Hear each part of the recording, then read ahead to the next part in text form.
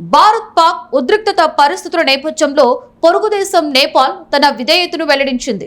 భారత్ పై దాడి చేయడానికి తమ భూమిని ముట్టుకోవద్దని నేపాల్ పాక్ కు స్ట్రాంగ్ వార్నింగ్ ఇచ్చింది. ఉగ్రవాదంపై పోరాటం చేస్తున్న భారత్ కు సపోర్టుగా ఉంటామని నేపాల్ విదేశాంగ మంత్రిత్వ శాఖ ఓ ప్రకటన ద్వారా వెల్లడించింది.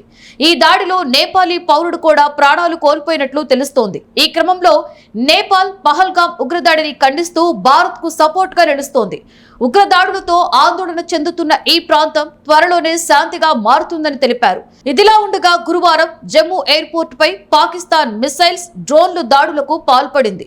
దీంతో రంగంలోకి దిగిన భారత ఆర్మీ వాటిని నేలకూల్చింది. దీంతో జమ్మూ నగరమంతా అధికారులు బ్లాక్ అవుట్ ప్రకటించారు.